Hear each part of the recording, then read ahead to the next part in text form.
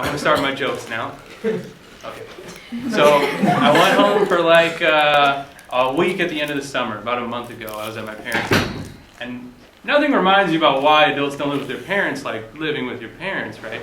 So I was back home, and the thing about my parents is that, like, some people's parents are crazy, or like they're nags, or like they beat them or something. I'm not going to talk about that. A lot of people laughed at the beating thing. What I'm going to say is that if you know a public theater space where there's a child talking about how their parents beat them, I encourage you to leave and go there right now. Because what I'm about to say is way less important than that.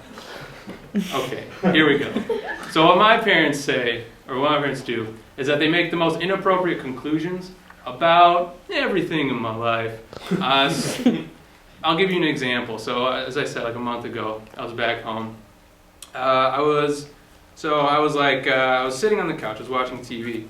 My mom comes downstairs and she sits on the couch, she looks at me and she says, "Manny, I found the thing on your desk."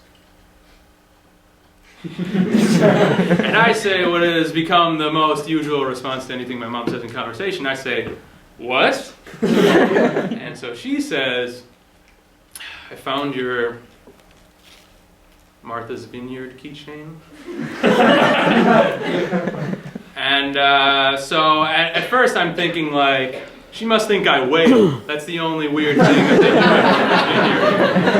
Martha's Vineyard. I'm in the clear on this one for sure.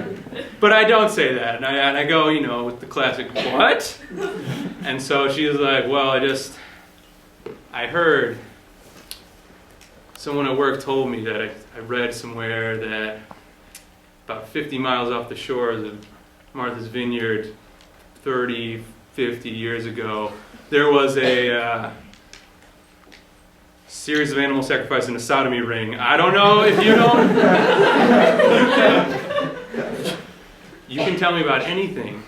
I will love you no matter what." So my mom's trying to good cop me into saying I'm into animal sacrifice and sodomy. Not an unusual situation at the Morone household. But, so, I hope you're never in such a jam, because one thing is just saying, like, I'm not into animal sacrifice, or I'm not into sodomy, which are honestly the last two things I'm into. But I don't even know how you formulate that argument well, and I fell victim to it many a time. If you focus too much on animal sacrifice, then in the back of their mind they're already thinking, like, he must be really into sodomy. Which is not, it's just not where you want to go with it, right? And my parents can't take a hint. They make the worst detectives in the world. It looks like cross-check the victim's name, volunteered for 7 years in a row at a community garden in Albuquerque, New Mexico. And then detective, I think we know, like, for a fact, that the victim has lived her entire life on the East Coast. I don't think it's the same person. Oh, no. See, I thought that too, but then I realized that when you've been in the business as long as I have, you need to trust the 17th link on Ask Jeeves. Get me a ticket to New Mexico. I'm catching this scumbag. All right. End of joke. One moment.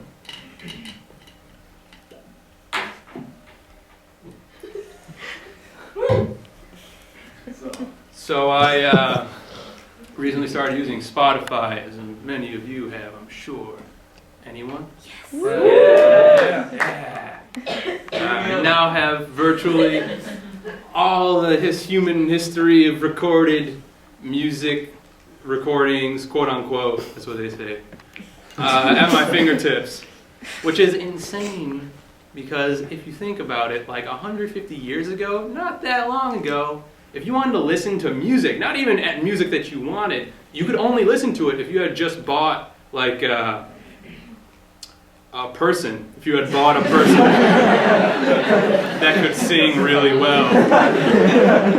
So, huge advancements. The only problem I have with Spotify, the ads, because I don't have Spotify Premium. Because I refuse to pay money to listen to all the music in the world. I won't do it.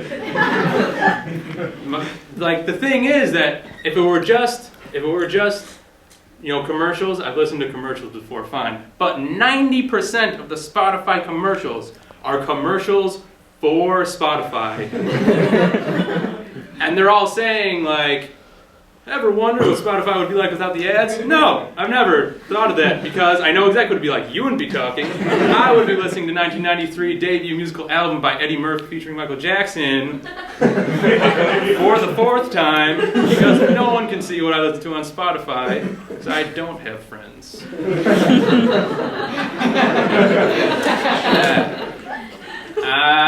So they're going about it all wrong, is all I'm saying. You know, if I worked at Spotify, I wouldn't have ads promoting Spotify. That's ridiculous.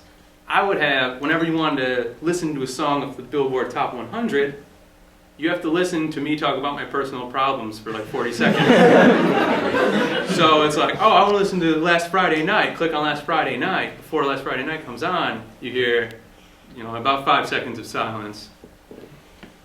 Hey, Spotify. I wish I had a girlfriend. I keep telling myself I don't really have enough time to devote to a woman, but I think I'm just lying to myself.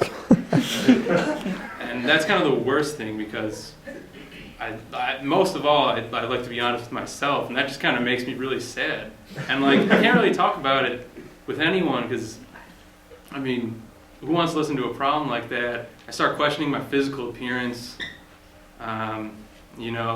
because people are always okay with pointing out like how skinny you are, which I'm like, I'm a thin guy.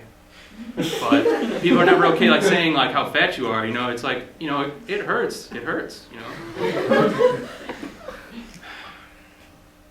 Last Friday.